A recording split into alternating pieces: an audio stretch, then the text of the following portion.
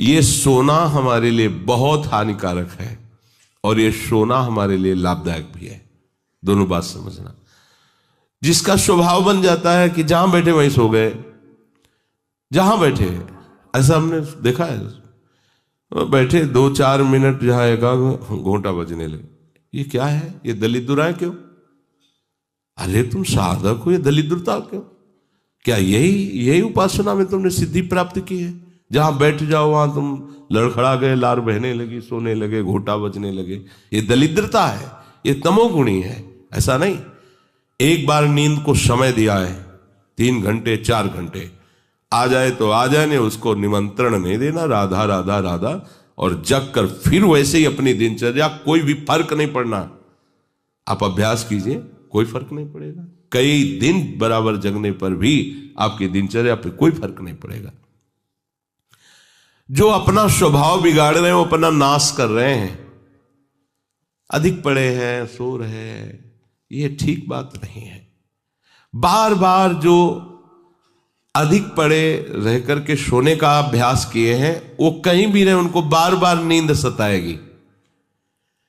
पड़े रहने में जिनको सुखानुभूति हो रही, सोने में जिनको सुखानुभूति हो रही, वो भजन क्या करेंगे? जो ज्यादा नींद लेते हैं उनकी गाढ़ नींद कभी नहीं होती है। मतलब अब सो चुके, थक गए, ऐसा नहीं आएगा। उनको बहुत प्रकार से विघ्न पड़ने लगते हैं, स्वप्न आदि आने लगते हैं, नींद का स्वरूप लंबा हो जाता है, 10 घंटे 12 घंटे। हमको एक ने बताया था कि हम केवल भोजन के लिए उठते हैं और अपने कमरे में ही पड़े रहते हैं, 18 घंटे वो सोते हैं। वह क्या जीवन आपका है? ये जीवन है? सोना बहुत हानिकारक है। अरे हम परमार्थ के पति के, जितनी बार नाम जप कर लिए वो हमारे बैंक में जमा हो गया। सो के क्या बर्बाद करना है? 3 घंटे 4 घंटे, इसके 5-6 घंटे वो उनके लिए है जो बहुत श्रम परायण है, परिश्रम करते हैं शरीर से, साधक के लिए नहीं। 3 घंटे पर्याप्त है। आप अभ्यास करके तो देखिए, 3 घंटे में आपको बिल्कुल 24 घंटे के लिए तृप्ति मिल जाएगी। हाँ बिल्कुल ठीक है, अभ्यास कर लीजिए। दिन में लेटे रहने पर भी 1 मिनट नींद नहीं, अभ्यास कीजिए। अभ्यास अमृत है और अभ्यास ही मृत्यु है। आपने जैसा अभ्यास कर लिया, अमृत का अभ्यास किया तो अमृत है, और मृत्यु का अभ्यास किया तो मृत्यु है। भोगों का अभ्यास करना, सोने का अभ्यास करना, प्रपंच में अधिक रुचि रखना, ये सब मृत्यु है। नामामृत, लीलामृत, रूपामृत, धामामृत, इसका अभ्यास करो, अमृत है ये। शरीर उसका बहुत सोने पर भी आलस्य से भरा रहेगा। आलस्य के कारण वो भजन में जे भी बैठेगा 2-4 मिनट में ही माला छूट जाएगा और नींद आ जाएगी। ऐसा दर्शन होता है। वो बहुत कोशिश करते हैं, बस ऐसे हो जाते। ये कैसे हो गया? तुम्हारा क्या अभ्यास है? ऐसे कैसे कोई हम पे ऐसे कैसे हावी हो सकता है? कोई हमारे ऊपर ऐसा कैसे शासन कर सकता है? चाहे नींद हो या काम हो या क्रोध हो, आप क्या हो आप समझो। आप भगवान के अंश हो और आप इतना अधीन होते चले जा रहे हैं शरीर के। सत्संग हो रहा है, आप मुंह बगाड़ के सो रहे हैं। कीर्तन हो रहा है, आपको झटके नींद के आ रहे। धिक्कार है आपको जीवन को। आप साधक हो, आप उपासक हो, ये क्या हो रहा है? जहां आपको संपूर्णतया सावधान होकर चैतन्य रहना है, वो आप सो रहे हो। कैसी आपकी दिनचर्या, कैसी आपकी साधना है? आप हो क्या? विचार करना चाहिए। डांटने की विषय नहीं है, कोई तुम्हें जगाए विषय नहीं है। भगवत कृपा से जीवन में कभी अलार्म नहीं बजाया कि हमको इतने बजे उठना है, पता नहीं उठ पाए कि ना उठ पाए। अभ्यास योग युक्त चेतसा नान्यगामिना, ऐसी स्थिति हो कि हम उठ ना पाए तो बात अलग की है। बख्शना नहीं इस शरीर को, अब भाई हमें चलो हम नहीं आ रहे, ऐसा नहीं। अगर सांस है, दम है, बिल्कुल इसको बख्शना नहीं। हम केवल आपको उपदेश नहीं कर रहे, बख्शना नहीं। शरीर के प्रति इतना प्यार नहीं दिखाना कि वो हमारे प्यारे से हमको दूर कर दे, ऐसा नहीं। ये जड़ वस्तु है, ये चैतन्य नहीं है।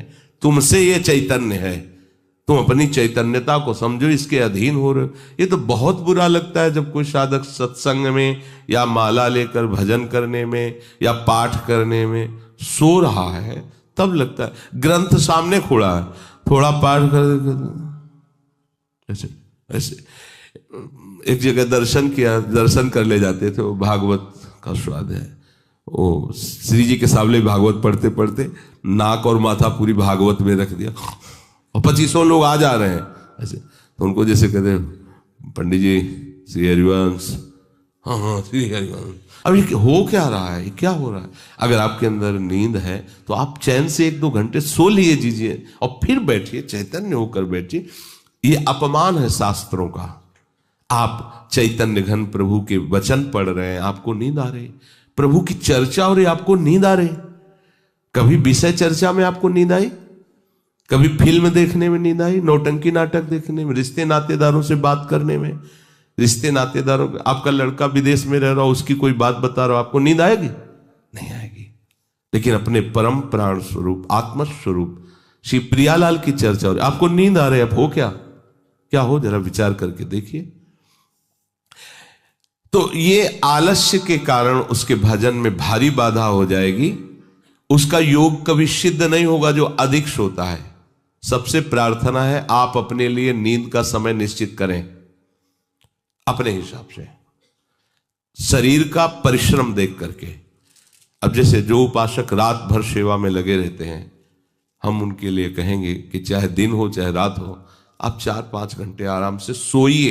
प्रार्थना है कि सोइए, क्योंकि आप जवान साधक हैं, सोएंगे तो आपकी इंद्रियां फिर भजन में लगेंगी। आप अपने को देखिए, यदि आप कोई सेवा बल वाली नहीं करते हैं तो 4 घंटे से ज्यादा आप नहीं ले। अच्छा उपासक 3 घंटे में हो जाता है। अब आप लोग देख लीजिए, अपनी एक दिनचर्या में नींद का समय आप निश्चित कीजिए, और जो निश्चित कीजिए उसे कम से कम 10 वर्ष तो निभाइए। यहां 2-4 दिन में दिनचर्या बदल जाती है, ऐसे नहीं होना। साधु का ऐसा नहीं होता, कुछ नियम लो तो 10-5 वर्ष तो चलो, 2-4 दिन में सब फिसल जाते हो, क्या फायदा है? एक नियम लो, हम इतने घंटे सोएंगे, हम छूट देते हैं आपको, आप अपने आप ने नियम लो कि हमारा इतने घंटे में हो जाएगा। उस घंटे को आप लिख लो अपने सामने कि मुझे इतने घंटे केवल सोने के लिए सत्संग में अनुमति है, क्योंकि हमने वहां इतना नियम लिया था। आप ले, बताने की जरूरत नहीं। आपके द्वारा लिया हुआ नियम फिर आपसे कभी नहीं टूटना चाहिए। स्वीकार करो आप अंदर से कि आप इतना सोएंगे, पर लिमिट हम बताए देते हैं। शरीर अधिक श्रमित जो सेवा में होता है 5 घंटे, गृहस्थी है तो 6 घंटे, साधक है 4 घंटे। भजनानंदी को कहना ही नहीं पड़ेगा, 3 घंटे में हो जाता है। इसी के अंतर्गत आप चयन कर लीजिए। 6 से 7 में मत बढ़ना, क्योंकि सत्संगी हो, इतना भारी श्रम तुमसे नहीं होता। बलराम ब्रजवासी है, 20 वर्ष की बात बता रहे हैं, एक दिन की नहीं, 20 वर्ष की नित्य दिनचर्या से वृंदावन की परिक्रमा, और कितनी मेहनत से चक्की चला करके 150 रुपया करके घर परिवार चलाना, संत सेवा करना, सत्संग सुनना, ये सब गृहस्थ है, परिवार है, भागे घूम रहे हैं परमार्थ के लिए, नंगे पैर पूरे वृंदावन। 20 वर्ष पानी गिरे, पत्थर गिरे, कोई मतलब नहीं। इतनी इतनी एड़ी फट गए एकदम। अब उनको क्या कहोगे? साधु नहीं कहोगे तो क्या कहोगे? ब्रजवासी हैं, रात दिन प्रभु का नाम स्मरण, सत्संग, परिक्रमा सब कर, और मेहनत उठा उठा के बोरा भर बेचना, उसमें कहीं 10, 20, 50 रुपया बचा लेना, परिवार का पोषण करना। आपके लिए तो कोई सेवा ऐसी नहीं मेहनत वाली, फिर आप इतना लंबा सफर कैसे सो सकते हैं? वो गृहस्थ होते हुए 2-2:30 बजे जगते हैं, तब अपनी दिनचर्या पूरी करते हैं। हो सकता है रात्रि के 10-11 बज जाते हो, दिन में वो चक्की में रहते, कब सोते होंगे? और 20 वर्ष की दिनचर्या हम उसकी बता रहे हैं। आप विचार करो, आप साधक हैं, आप विरक्त हैं, या आप संसार से निवृत्त होकर वृंदावन वास करें, आप कितना सोते हैं? ये बंद करो, शरीर को सुखी करना बंद करो। ये शरीर को सुख देने की बात महादुख मोल लेना है कि जागने में इंद्रियों को वो सब मिल जाता है जो सांसारिक पुरुष को नींद में इंद्रियों को विश्राम मिलता है, उनको भजन में मिल जाता है। परंतु उस स्थिति तक पहुंचने के लिए समय से सोना आवश्यक है। जब विश्राम और इंद्रियों को खुराक नींद की मिल जाती है तो भजन में हमारा ज्यादा सहयोग करते हैं। इसलिए उचित समय निश्चित करो नींद का, और उतना ही आप उसको शयन के लिए दो, नींद आए या ना आए। ठीक समय पर उठ जाओ। उठने की प्रवृत्ति का होता है कि सबसे पहला काम, जहां आपकी घड़ी पे दृष्टि गई कि हमारा समय उठने, तो सबसे पहले बिस्तर से हट जाओ। आप ओढ़े हो उसको तुरंत हटाओ। गर्मी है, आप पंखा एसी जो भी चला, तुरंत पहले उसको बंद करो। सुविधाओं को पहले हटाओ, फिर बैठ जाओ। कुछ देर नाम जप, गुरुजनों का चिंतन, फिर अपनी दिनचर्या प्रारंभ। जो कंबल में ऐसे रजाई में ओढ़े ओढ़े ही सोच रहे अभी तो 2 बजने में 10 मिनट बकाया, 10 मिनट में उठ जाएंगे, तो ऐसा वो विक्षेप हो जाएगा कि वो 2 घंटे आपको समझ में नहीं आएंगे। फिर 4 बजे आप उठो, 4 बहुत गलती हो गई। ऐसे नहीं किया जाता। अपने लोगों ने ऐसे अभ्यास नहीं किया। तुरंत फेंको, तुरंत खड़े हो गए। पता है कि बैठेंगे तो नींद आई जाएगी। चलते हुए भगवत स्मरण कर रहे हैं, जल पिया, शौच स्नान, अपनी दिनचर्या में। ये चित्त हमारे वश में नहीं, हम चित्त के वश में है। जो चिंतन कराता है हम वही। कल एक उपासक प्रश्न कर रहे थे कि कभी कभी हमारा मन कहता हम निहाल हो गए, कभी कभी मन हमको कहता कि कुछ नहीं मिला। तो तुम मन को गुरु माने हो क्या? मन को आराध्य देव माने हो क्या? मन को अपना मित्र माने हो क्या? ऐसे सलाहकार की क्या बात कि कभी कभी कहता है तुम जीवन मुक्त हो गए, कभी कभी कहता है तुम विषयी हो। उसकी बात थोड़ी माननी है। वो अपनी स्थिति बता रहा है, मन तुम्हारी स्थिति नहीं बता रहा है। जब कभी भगवदानंद में तो मन कहता निहाल हो गया, और जब विषयानंद में तो लगता मैं फंस गया।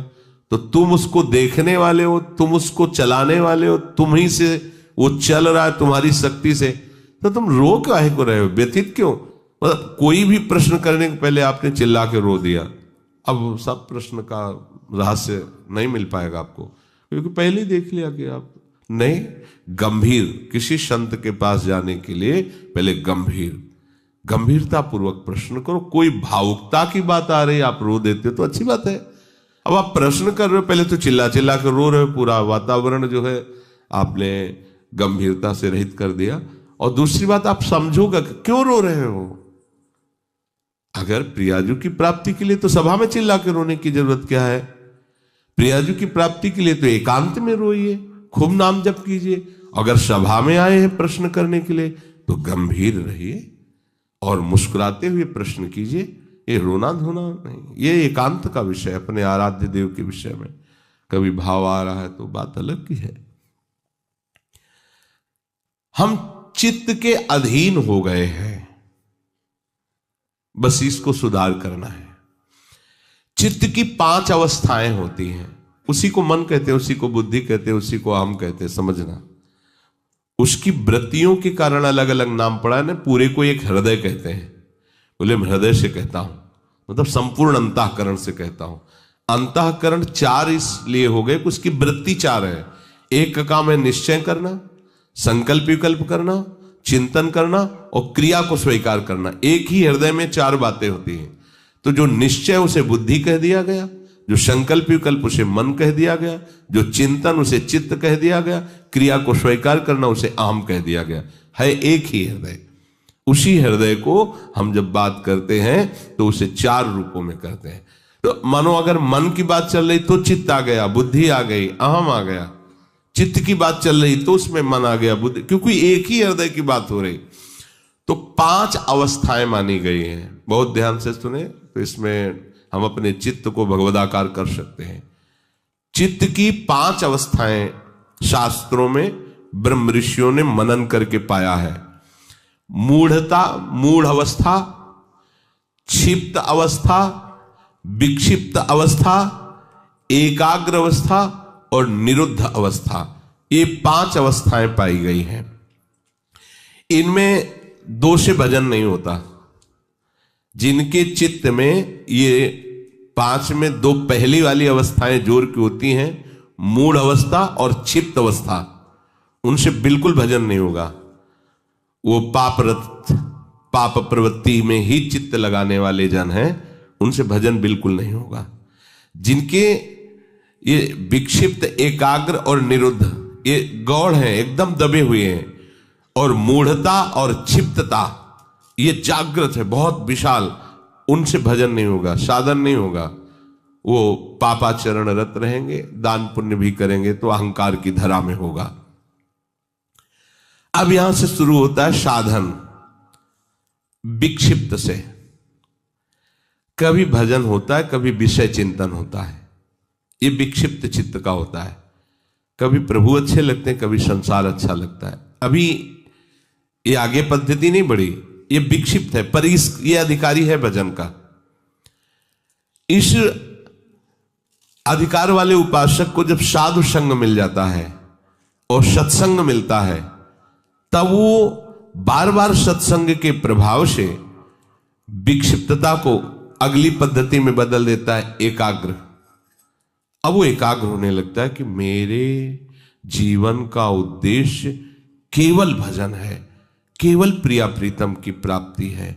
नहीं नहीं, अब संसार को मैं नहीं मानूंगा कि संसार मेरा है, संसार के संबंध मेरे हैं। सत्संग के द्वारा ये विक्षिप्तता एकाग्रता में बढ़ गई, और जब एकाग्रता में अपने आराध्य देव के चिंतन में तन्मय हुआ तो उसे आनंद मिलने लगा, तो सविकल्प समाधि में उसकी गति हो गई।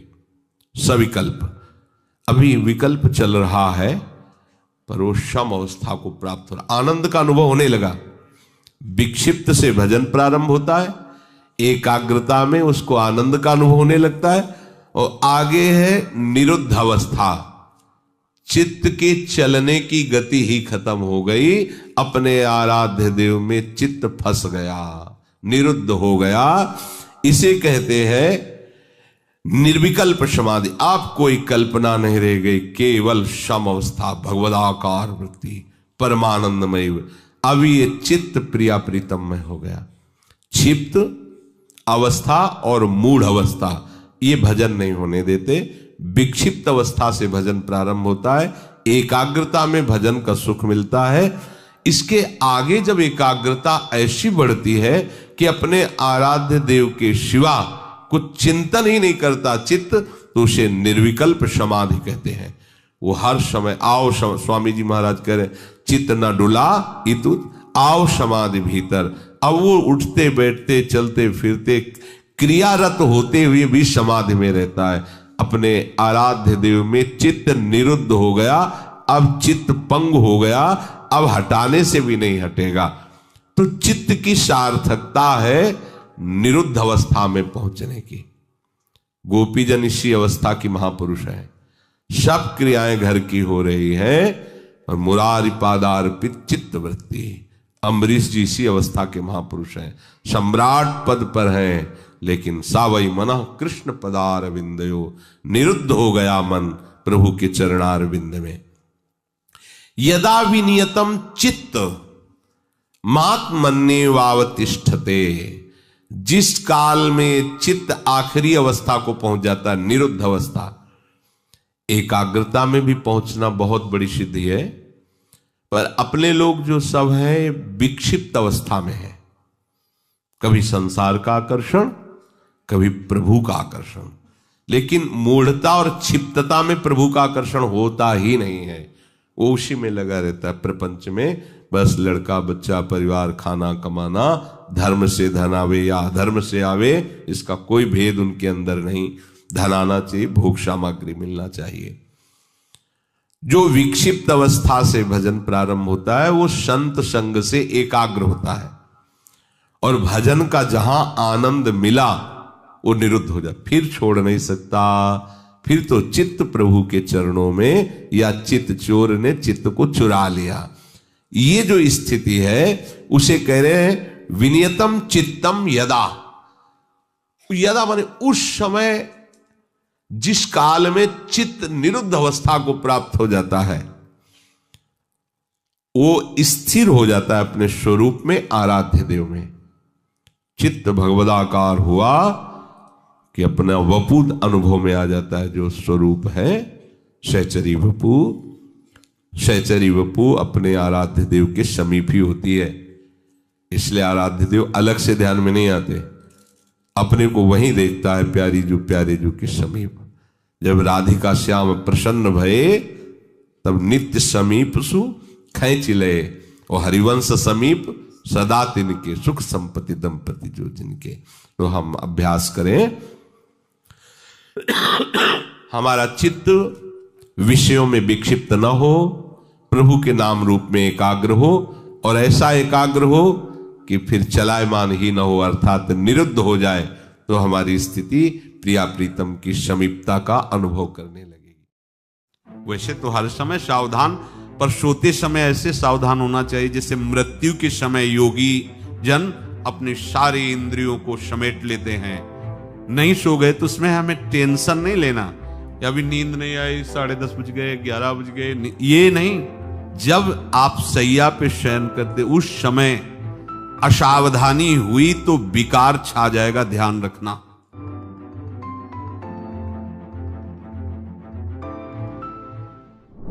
जिन्होंने एक व्रत ले रखा है, श्री कृष्ण भजन, श्यामा श्याम श्यामा श्याम श्यामा श्याम श्यामा श्याम, कृष्ण व्रताहा, एक व्रत की चर्चा कर रहे हैं भीष्म जी अंतिम समय। कौन सा व्रत? कृष्ण व्रताहा, अखंड भजन। आप कुछ भी जीवन में हो जाए, अपने प्रभु का नाम नहीं छूटने देंगे, कुछ भी हो जाए। कमर कसो, सामर्थ्य है आप में। प्रभु ने आपको आध्यात्मिक शक्ति से युक्त मनुष्य शरीर दिया है। ये साधन धाम मोक्ष कर द्वारा पाई न जे परलोक संभारा, मिला ही है। इसीलिए ये जो बातें बनाते हैं लोग, हमसे भजन नहीं, भजन में मन नहीं लगता, ऐसा वैसा, ये आप भोगों में सुख मानकर, स्नेह संबंधियों में सुख मानकर ऐसा बोल रहे हो। आप में पूरी सामर्थ्य है भगवत प्राप्ति करने के लिए। चाहे जो जहां भी जन्मा हो, मनुष्य शरीर पूर्ण भगवत प्राप्ति के लिए युक्त है, उसमें कोई कमी नहीं है। सब में भगवान ने वो ज्ञान शक्ति दी है। वो ज्ञान शक्ति भोगों के कारण आपकी ढक गई है। आपने अपने अध्यात्म शक्ति को जागृत न करके भोगों में रत होने के कारण वो सुषुप्त पड़ी है। आप सुप्त शक्ति को जागृत कीजिए। आप ही बड़े बड़े ब्रह्म ऋषियों को जो प्राप्त हुआ है वो प्राप्त कर सकते हैं। आप ऐसा नहीं, जब जगे तब सवेरा। देखो बड़े बड़े नीच कर्म करने वाले भी जब भगवान की शरण में होकर भजन किए तो महात्मा बन गए। तो थी ना उनमें ऊर्जा शक्ति। आप अपनी सुप्त शक्ति को जागृत कीजिए। क्या? कृष्ण व्रताहा। आप एक व्रत लीजिए। क्या? कि मैं निरंतर श्री कृष्ण का भजन करूंगा। ये निरंतर शब्द बहुत प्यारा है। ये जो कुछ माला जप करके छूट देने वाली बात है, ये तो विषयी पुरुषों को भजन में लगाने के लिए है। लेकिन भगवत आनंद में डूबने के लिए, आवागमन से मुक्त होकर प्रेम धाम में वास करने के लिए निरंतर शब्द का प्रयोग है।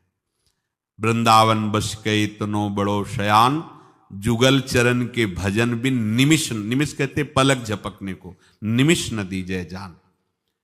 कृष्ण मनुस्मरण तो निरंतर श्री कृष्ण का स्मरण करो। अब सावधानी की बात करें। रात्रौच कृष्णम पुनरुत्थिताये, बहुत महिमाशाली बातें भीष्म जी वर्णन कर रहे हैं। रात में सोते समय बहुत सावधान हो जाना चाहिए उपासक को।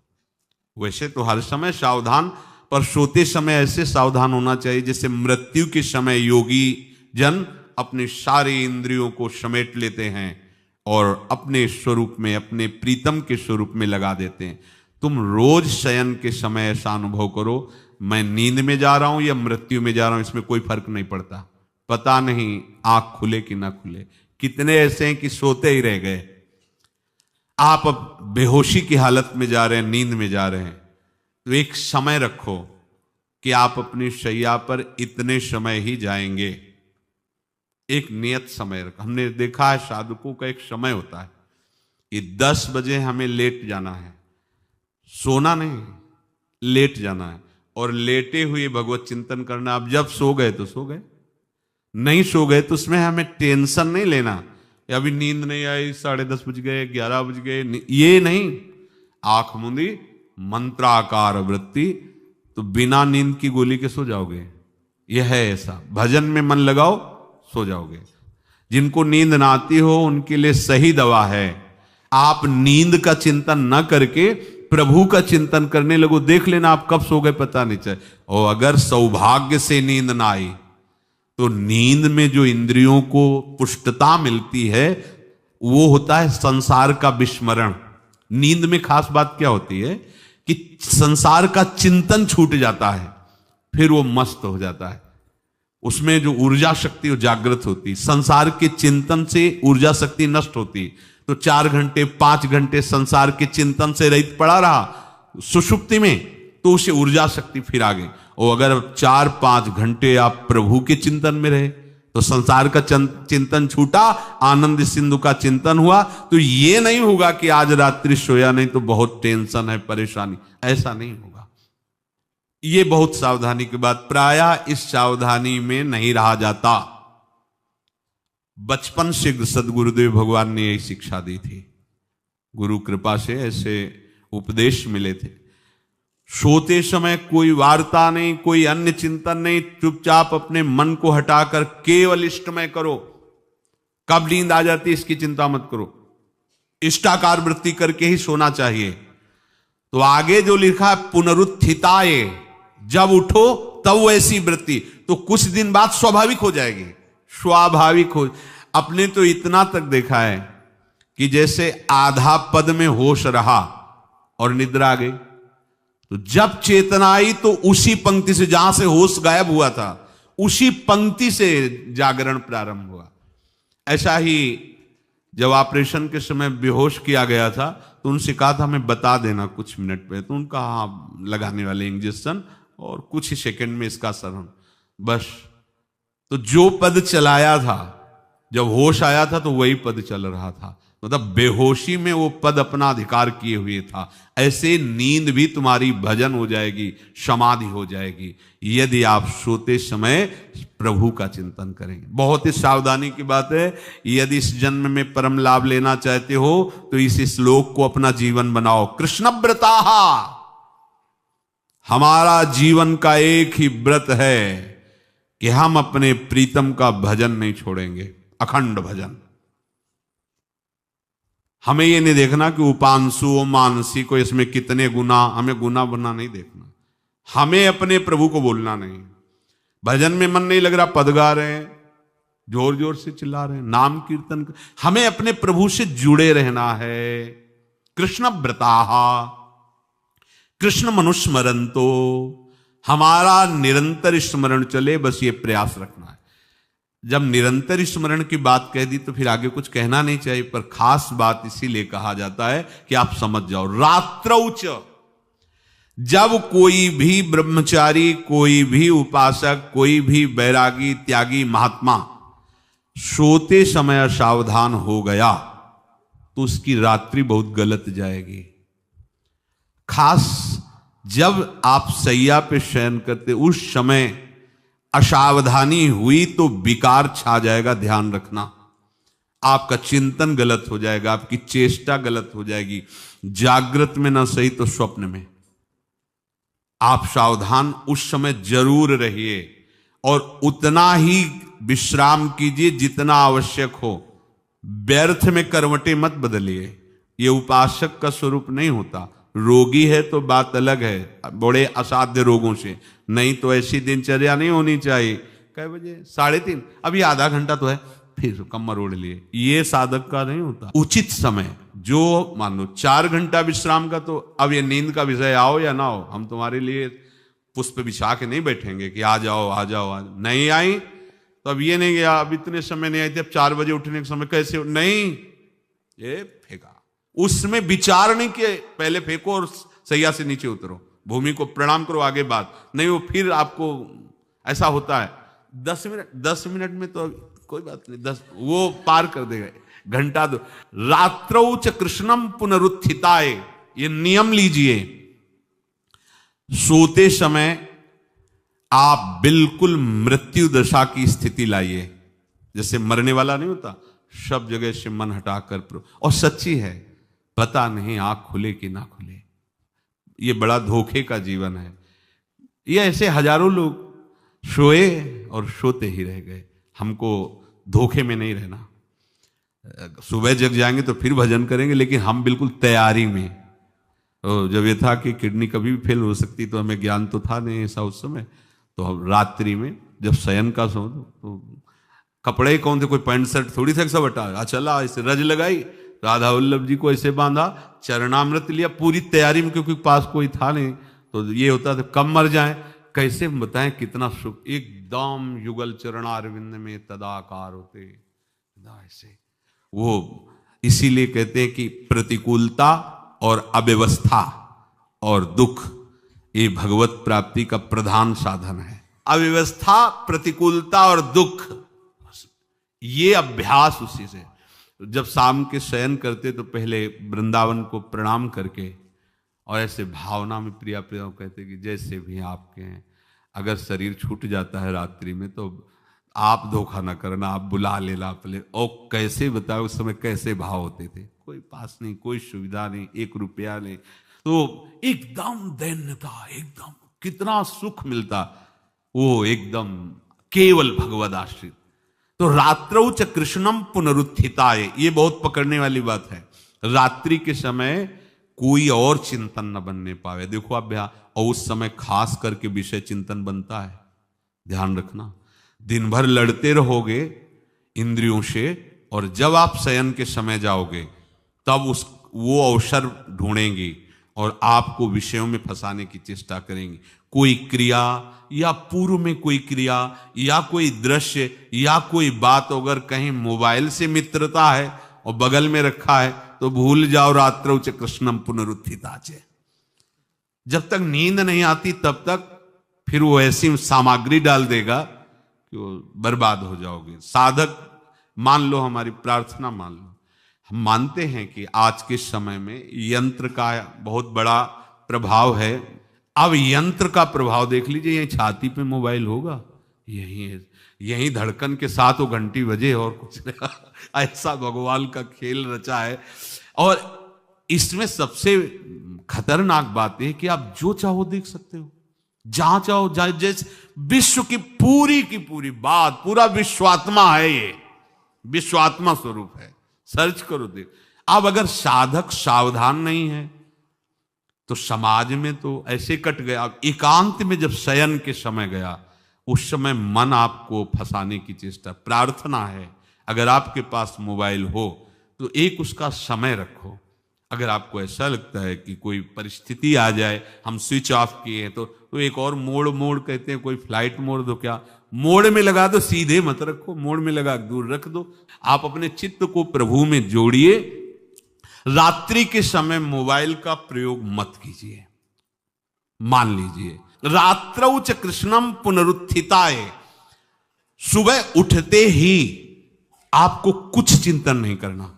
सबसे पहले उठते ही, यदि आपके अभ्यास में आ गया तो ऐसा ही होगा, नहीं तो आपको पहले सदगुरुदेव भगवान का प्रणाम नमस्कार और कुछ भक्तों का, और फिर नाम जप, भले 5 मिनट ही करो, अपने आराध्य देव का सुमिरन, फिर अपनी दिनचर्या करो। ते कृष्ण देहा प्रवशन्ति कृष्ण माज्यम यथा मंत्र हुतम हुताशे। वो ऐसे श्री कृष्ण रूप होकर श्री कृष्णमय हो जाते हैं जैसे मंत्र पढ़कर हवन किया हुआ घी अग्निमय हो जाता है। ऐसे ही यदि आप निरंतर प्रभु के चरणारविंद का आश्रय लेकर उनका भजन करोगे और रात को पवित्र रखो, दिन तो समाज में कटेगा, आपका एकांत पवित्र होना चाहिए। जरूर इस बात पर ध्यान दीजिए, आपका एकांत पवित्र होना चाहिए। एकांत में मन अधकचरे साधकों पर शासन करके उनको भ्रष्ट करने की पूरी ताकत लगाता है। आप मन को सहयोग मत कीजिए, मन को डराइए, ऐसे कोई आचरण मत कीजिए, नहीं तो क्या होगा, ये सब ऐसे ही लगेगा, फिर वो आनंद नहीं। जब तक भगवदा आनंद नहीं, निज सुख बिन मन होई की थीरा, अगर आपको हृदय में भगवदा आनंद नहीं मिला ना, तो ये सब बातें केवल रह जाएंगी, होंगे बुरे आचरण ही, आचरण आपके बुरे ही होंगे, देख लेना। इसलिए सावधान। सुबह उठते समय ये आप नित्य अभ्यास कीजिए। सबसे पहले चेतना आने पर गुरुदेव भगवान को प्रणाम करें। मेरा जीवन उनके आदेश से ही उनके आराध्य देव में लगेगा। हमारे आराध्य देव नहीं, अभी तो हमें यह देखना है कि गुरुदेव के आराध्य देव वही देंगे हमें प्रिया प्रीतम, तब हमारे हृदय में अपनापन होगा। गुरुदेव की कृपा के बिना ये आराध्य देव रिझने वाले नहीं हैं। अधिक भोजन, पांचवा है अधिक भोजन। सच्ची मानिए, ये अनुभव की बात कहते हैं। अल्पाहार और अधिक भोजन दोनों आप करके देख लो। अधिक भोजन करने वाले की भजन में रुचि नहीं रहेगी। अगर दोनों टाइम आप भोजन जितना चाहिए उससे अधिक लोगे तो आप ब्रह्मचर्य रह ही नहीं सकते, आप भजन कर ही नहीं सकते, आपकी भजन में रुचि नहीं रहेगी। वो एक खिलवाड़ केवल होता रहेगा, दिन पार होता रहेगा। आप 2-4 दिन आपको थोड़ा परेशानी पड़ेगी किसी भी संयम को धारण करने के लिए। आप उसे धारण कीजिए, फिर आप देखिएगा। अगर आप 15-20 दिन ऐसे संयम से चले, फिर आपको हम ही छूट दे दें तो आप कहोगे नहीं बस ऐसा ही ठीक है। धीरे धीरे आपको हर इंद्रिय, हर वृत्ति को अपने आराध्य देव प्रियालाल में समर्पित करना है। रोज का रोज हमारी आयु नष्ट हो रही, हमारा लक्ष्य केवल यही बना हुआ है, संसार के भोग। सोचो हम कहां खड़े हैं, हमें कहां पहुंचना है। अधिक भोजन ये भजन का विघ्न है, पांचवा। और छठा है उपासक होकर हंसी मजाक गंदी करना। उपासक भी हंसते हैं अपने आराध्य देव की, अपने उपासना की, उपासक जन मिलकर वार्ता। ऐसा नहीं कि सांसारिक उनको कॉमेडी उनको सुन के हंसना पड़े, उनको प्रोग्राम देखना पड़े कि हाँ चल रहा है कॉमेडी को हम हंस रहे हैं। ये साधना है क्या? हंसने के लिए तुम्हें तो प्रियालाल बहुत है, हास परिहास रसिका। या उपासक जन आपस में बैठ करके भगवत वार्ता, पवित्र वार्ता से विनोद, नहीं तो विनोद की ठौर कहां है। बिल्कुल नारायण हरि भजन में पांचों न सुहात, विषय भोग निद्रा हंसी जगत प्रीति बहुबात। तो हंसी मजाक करना ये उपासक का भजन का विघ्न है, ऐसा न करें। सातवां है अपने रिश्ते नातेदारों के प्रति आसक्त हो जाना, जैसे स्त्री पुत्र और भी जो संबंध है इनमें आसक्त। भजन नहीं बन पाएगा। सबकी ममता ताग बटोरी, मम पद मन ही बांध पर डोरी। आठवां है क्रोधी स्वभाव बना लेना। जरा से कोई बात करे तो बस एकदम गुस्सा होना। नहीं नहीं, आप भजन करने वाले हो। कभी कभी किसी की प्रतिकूल चेष्टा, अब जैसे आप परमार्थ में चल रहे हैं, किसी को परमार्थ संबंधी ही आप सावधान कर रहे हैं, वो आपके सामने ही प्रतिकूल आचरण कर रहा है, आपको गुस्सा नहीं होना है। ये आपकी भी तो परीक्षा हो सकती है। भगवान आपको भी तो देख रहे हैं कि आप उपदेश ही केवल देते हैं या आपके भी जीवन में कुछ है। इसलिए आप खुद देखो आपके जीवन में क्या है। उस समय आप प्रशांत आत्मा विवेक के द्वारा अगर कहीं भी स्फुरण हो रहा है क्रोधा, तो उसे शांत कीजिए। वो क्रोध दूसरे का अहित करेगा कि नहीं करेगा, पर आपका हित हो जाएगा, आपका हृदय अपवित्र हो जाएगा, आपके हृदय में जलन पैदा हो जाएगी। क्रोध रूपी विकार भजन को बहुत ज्यादा ढकता है। पूज्य श्री पाद बुढ़िया बाबा जी महाराज, 1 महीने में अगर कस के 1 बार गुस्सा आ गई तो 1 महीने का भजन ढक जाएगा। वो भागवतिक तेज प्रकाशित नहीं हो पाएगा। और 12 बार साल में गुस्सा आ गई तो पूरे साल का भजन ढक गया। और यहां दिन में 12 बार आ जाता होगा गुस्सा। ये ऐसा कैसे, ऐसा कैसे? गुस्सा नहीं करनी, क्रोध नहीं आने देना अंदर से। 9वां है हिंसा करना। हिंसा वाणी से भी होती है, मन से भी होती है और शरीर से भी होती है। जो भगवत मार्ग का पथिक है सावधान रहता है। शरीर से तो हिंसा मुश्किल ही बनती है। किसी भी जीव को कष्ट देने का स्वभाव होने वाला साधक कैसे हो सकता है? किसी भी जीव को पीड़ा देने वाला कैसे साधक हो? परमार्थ का पथिक वो हो ही नहीं सकता, वो तो नाटकबाजी है। किसी भी जीव को शरीर से पीड़ा कैसे दे सकता है? वो नहीं दे सकता। बड़ी सावधानी रखने की जरूरत है। किसी भी जीव को नहीं। सांप मारो मारो मारो, बिच्छी मारो, कुछ को देखते छिपकली ऐसे भयभीत हो जैसे मगरमच्छ हो छिपकली, हाँ उसको निकाल के मार। ये सब बिल्कुल सावधान।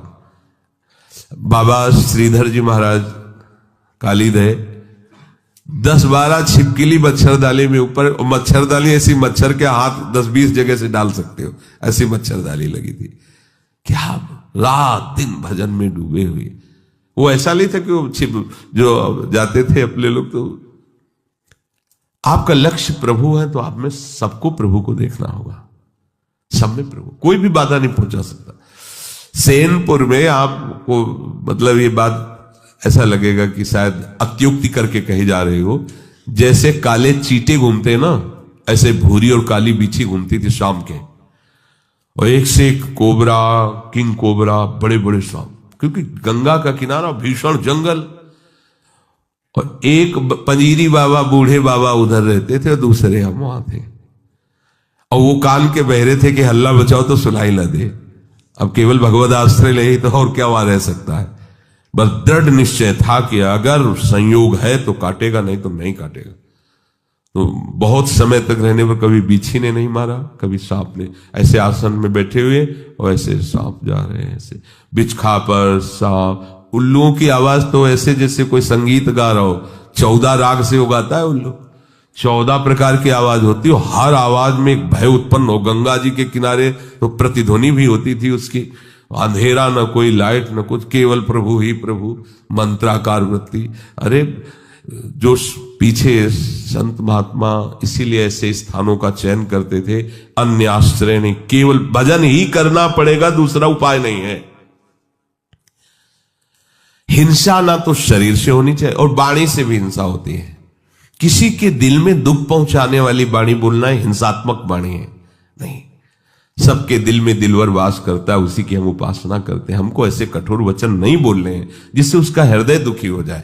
हम अपनी बात कह देते हैं, ना मानो आपका, देखो भगवान गीता जी बोल दिए ना, मानो या ना मानो तुम्हारी बात है। मानोगे तो भगवदानंद में रहोगे, नहीं मानोगे तो विषयानंद में डूबोगे। और एक होता है मन से हिंसा करना, ये ज्यादा होता है। शरीर से हिंसा करना तो साधक मार्ग में बहुत ही निंदनीय है, वो तो शायद ही कोई ऐसा मूर्खतावश कर दे, नहीं तो नहीं करेगा, क्योंकि वो साधक मार्ग में चल रहा है। उपासना मार्ग में काहे कि किसी जीव की हत्या करेगा। वाणी से वो भी चूक कर सकता है, किसी को ऐसे दुखद वचन, जाओ भोगोगे, ये भी दंड है ना, ये भी आप हिंसात्मक वचन बोल रहे हैं। अगर आप भजन करते हैं और आपका वचन लागू हो गया, जाओ भोगो, तो आपने उसके लिए विधान कर दिया ना दुख का। तो साधु से होए न कारज हानि, साधु तो परहित परम मंगल करने वाला होता है, उसके दुख का विधान कैसे करे।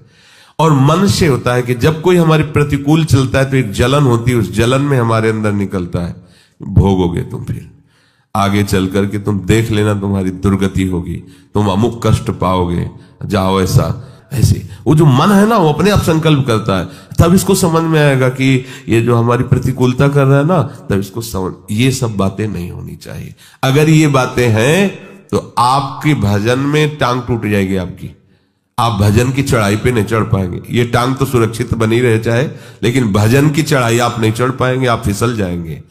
जो दूसरे का तनिक भी अहित सोचता है, उस दूसरे का अहित हो या ना हो, तुम्हारा उसी क्षण से अहित शुरू हो गया, उसी क्षण से तुम्हारा हानि शुरू हो गया। 10वां है काम विकार। ये चाहे कर्म मार्ग का पथिक हो, कर्मयोग, भक्ति योग, ज्ञान योग, ये तीनों मार्गों में अपना एक छत्र, बाधा का राज्य उपस्थित करता है काम। ये छोटी मोटी शक्ति नहीं, चाहे ज्ञान मार्ग में हो, चाहे कर्मयोग मार्ग में हो, चाहे भक्ति योग मार्ग में हो। ये ऐसा भागवतिक सैनिक है कि हर जगह इसका प्रवेश है, विघ्न पहुंचाने की इसमें ताकत है, इसीलिए सब इससे डरते रहते हैं। अगर इससे डरते रहोगे तो निर्भय हो जाओगे, और इससे डरना बंद कर दोगे तो फिर डर तुम्हें कभी छोड़ेगा भी नहीं। ध्यान रखना।